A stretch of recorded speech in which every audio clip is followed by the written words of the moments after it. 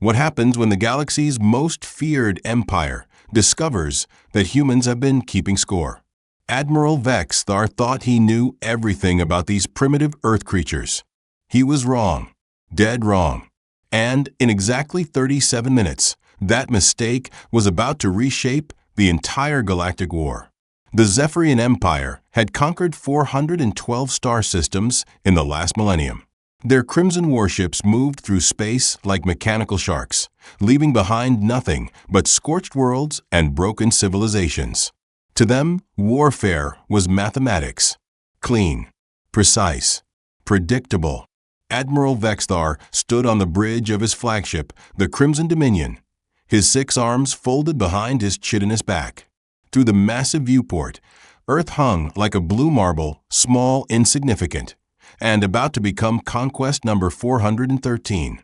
Intelligence report on the human subcommander, Vexthar commanded, his voice a deep rumble that made the deck plates vibrate. Subcommander Cleith pulled up the holographic display with her lower arms, while her upper arms manipulated the controls. Primitive bipeds, Admiral. Recently discovered spaceflight. No unified planetary government. They fight among themselves constantly, currently engaged in what they call World War III. Vexthar's mandibles clicked in amusement. Fighting each other while we approach? How typical. The hologram showed grainy footage of human cities burning, primitive aircraft engaging in dogfights, and ground forces clashing with laughably outdated weapons. Chemical explosives, kinetic projectiles. They didn't even have proper plasma weaponry. Estimated resistance level? Vexthar asked. Minimal, sir. Our tactical computers predict complete planetary subjugation within 72 hours. Standard protocol. Standard protocol. The same 3-day timeline they'd used on every other world. Day 1, orbital bombardment to cripple infrastructure. Day 2, ground invasion to secure resources. Day 3, population processing and integration into the Empire's slave labor force. But as Vexthar would learn in exactly 34 minutes, humans had never read the Empire's playbook. The first sign something was wrong came when Earth's primitive radio frequencies suddenly went quiet. Sir, Communications Officer Yield-TH reported, his voice tight with confusion. We're no longer intercepting human military chatter. They've realized we're here, Vexthar mused, probably cowering in their underground shelters. Proceed with Phase 1. The Crimson Dominion's main batteries swiveled toward Earth, joined by the guns of 50 other capital ships. Enough firepower to crack a moon. The barrage would last exactly 17 minutes, long enough to destroy every major city, spaceport, and military installation on the planet. Fire. Crimson death lanced down from the heavens. The first salvo hit New York, London, Moscow, Beijing, all the population centers their intelligence had identified. Massive fireballs bloomed across the planet's surface, visible even from orbit. But then something impossible happened. Sir, Yield-TH's voice cracked. I'm detecting return fire. Return fire? From a planet they'd just bombarded into the Stone Age? On the tactical display, thousands of tiny contacts began rising from Earth's surface. Not the lumbering spacecraft they'd observed in human orbital facilities, but something else entirely. Something fast. What am I looking at, Subcommander? Cleitha's 4 eyes widened in disbelief. I'm not sure, sir. They appear to be modified civilian aircraft. The human response was unlike anything in the Empire's vast military database. Instead of organized fleet formations or defensive platforms, Earth was launching everything that could fly. Passenger jets with missile pods welded to their wings. Cargo planes bristling with jury-rigged weapon systems. Even what appeared to be converted crop dusters armed with explosives. What kind of species weaponizes their agricultural equipment?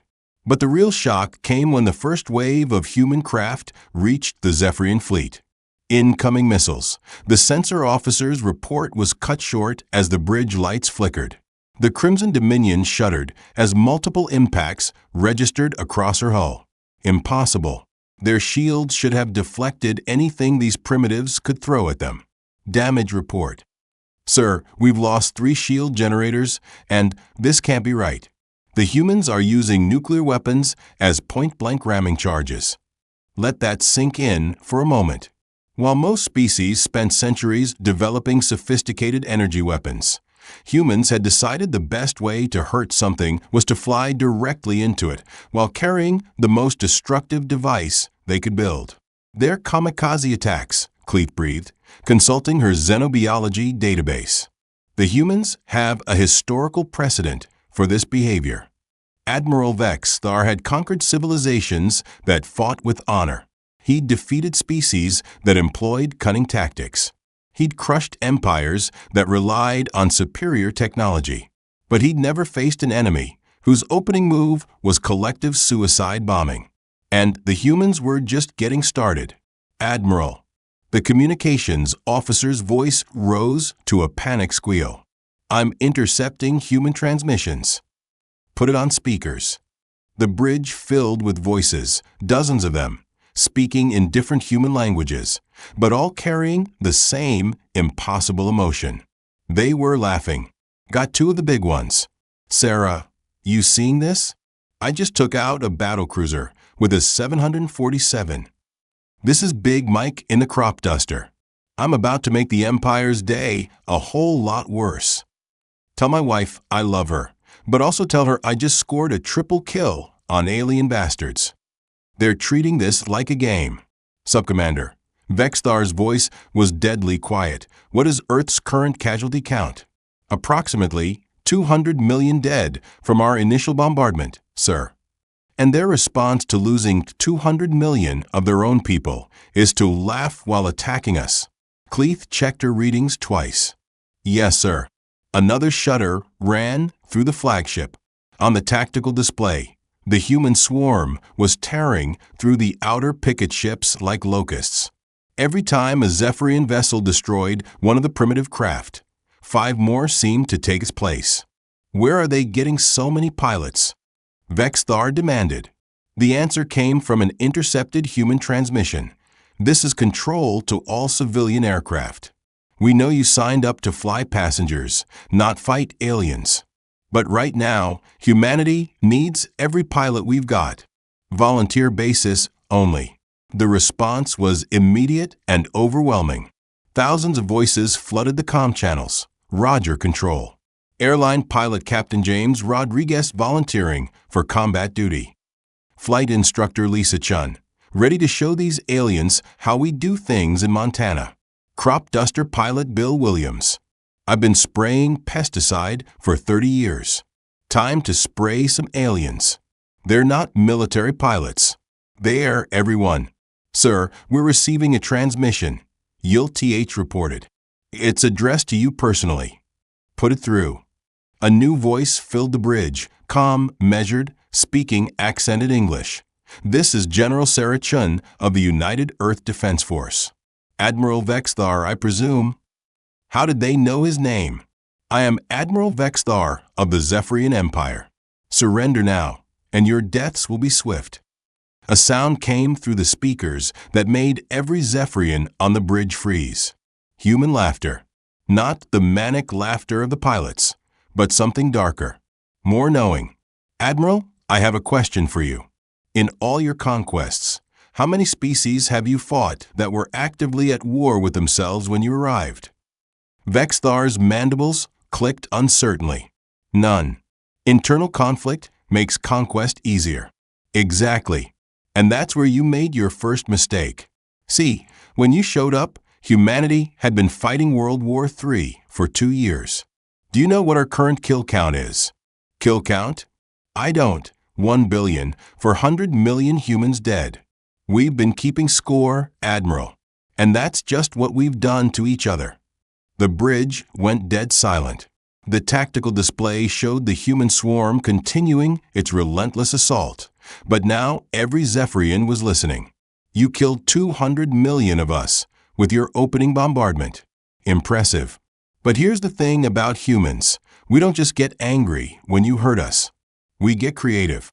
As if summoned by her words, the long-range sensors detected something new rising from Earth's surface.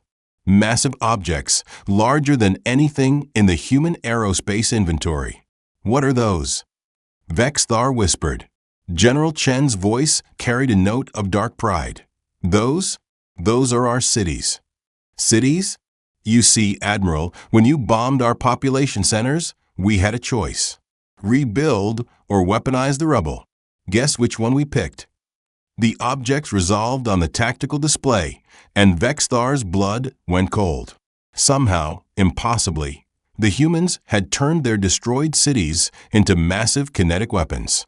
Entire city blocks, held together with welded steel and desperation, packed with every explosive they could find. New York sends its regards, General Chen said conversationally. The remains of New York, all 8 million tons of it, slammed into the Crimson Dominion's sister ship at 17 kilometers per second. The explosion was visible from 3 star systems away. You want to know humanity's kill count, Admiral? We're at 1,600,000,000 and climbing. And we're just getting warmed up. What happened next would be studied in military academies across the galaxy for the next 1,000 years. Not because it was strategically brilliant, it wasn't. Not because it was tactically sound, it definitely wasn't. But because it was so utterly, completely human that it redefined what the Empire thought was possible. The humans didn't just fight back. They escalated. Sir, the sensor officer's voice was barely controlled panic. I'm detecting massive seismic activity across the planet's surface. They're detonating their nuclear arsenals, Cleeth reported, her 4 eyes wide with disbelief. All of them. Simultaneously. Admiral Vexthar stared at the tactical display as the entirety of Earth's surface lit up like a star. Thousands of nuclear detonations, not aimed at the Zephyrian fleet, but at themselves. They're irradiating their own planet, he whispered. Why would they? Because, General Chen's voice cut through the chaos. If we can't have it, nobody can. You came here to conquer Earth? Congratulations, Admiral. Enjoy your radioactive wasteland. But the humans still weren't done. Oh, and Admiral? Remember how I mentioned we've been fighting each other for 2 years? Well, funny thing about human psychology, nothing unites us quite like a common enemy. Through the radioactive firestorm engulfing Earth, new contacts began appearing. Not the improvised civilian craft from before, but military vessels. Sleek, predatory, and bearing the markings of every human nation. The Chinese Dragon Fleet, the American Space Force, the European Federation Navy, Russian Deep Space Command, everyone we've been trying to kill for the past 2 years. General Chen paused for effect. They all really don't like you. The human military vessels moved with precision that the Empire's tacticians recognized. These weren't desperate kamikaze runs. This was coordinated naval warfare at its finest. And somehow, impossibly, the human ships were winning. How? Vexthar demanded. Your technology is centuries behind ours. True, Chen admitted. But you know what we have that you don't? Experience. You've been fighting planetary conquests for 1,000 years. Nice, clean 3-day affairs. We've been perfecting the art of killing each other for our entire history. And Admiral? Another Zephyrian capital ship exploded, torn apart by a coordinated human torpedo attack. We're really good at it. 6 hours later, Admiral Vexthar sat in the ruins of his command bridge, watching the tactical display with the numb fascination of someone witnessing the impossible. Of his original fleet of 300 vessels, only 43 remained operational. The humans had lost their planet. Their cities were rubble. Their population was scattered to radioactive fallout shelters. By every rational measure, they had been utterly defeated. And yet, they were winning. Sir, Subcommander Cleeth's voice was barely a whisper. Incoming transmission from Earth. General Chen's face appeared on the view screen, broadcast from what looked like a bunker deep underground. Behind her, humans moved with military efficiency, coordinating what appeared to be construction. Admiral Vexthar, I trust you're enjoying your conquest. Vexthar's mandibles clicked weakly. What are you building down there? Chun smiled, and it was the most terrifying expression Vexthar had ever seen. Oh, this? We're building ships. Lots of ships. Turns out when you irradiate your entire planet, underground shipyards become very popular real estate. Impossible. You don't have the resources to what? Build a fleet? Admiral, you just gave us the best possible motivation to advance our technology about 300 years in 6 months. You know what happens when you corner a species that's been at war with itself for millennia. The tactical display updated, showing massive construction signatures deep beneath Earth's surface. Hundreds of them. Thousands. We stop fighting each other, Chin continued, and start building really impressive ways to fight you. She leaned forward, her eyes reflecting something that made Vexthar's chitinous shell crawl. See, you made one critical error in your intelligence assessment. You saw that humanity was engaged in global warfare and assumed we were weak, divided. But you missed the most important detail, which was, we weren't just fighting World War III, Admiral. We were winning it. All of us. Against each other. For 2 straight years. The implications hit Vexthar like a physical blow. A species at war with itself, where every faction was simultaneously winning and losing, could only mean one thing. They were all getting better. Faster. Deadlier. So here's what's going to happen, Chun said conversationally. You're going to limp back to your empire with whatever's left of your fleet. You're going to tell them exactly what you found here. And then you're going to pray to whatever gods your species worships that we stay too busy rebuilding to come looking for you. The transmission started to cut out, but Chen's final words came through crystal clear. Because, Admiral, our kill count just jumped to 1,612,000,000, and for the first time in human history. She smiled again, that terrible, predatory smile. We're all counting in the same direction. The screen went dark. Admiral Vexthar stared into the black void of space, watching Earth's radioactive glow pulse like a dying star. In 6 hours, humanity had taught the galaxy's most feared empire a lesson that would echo through the ages. Never, ever, interrupt a species while they're practicing. But as the Crimson Dominion limped away into hyperspace, long-range sensors detected something that would haunt Vexthar's dreams for years to come. Deep beneath Earth's irradiated surface, the construction signatures were spreading. Not just on Earth, but to other worlds, other systems. How many colonies do humans have? And somewhere in the depths of space, carried on cosmic winds that no Zephyrian scientist could explain, came the sound of human voices. Billions of them, all singing the same song, "We'll be back." The Zephyrian Empire would spend the next decade reinforcing their borders. They never found out if the humans kept their promise. They were too afraid to look.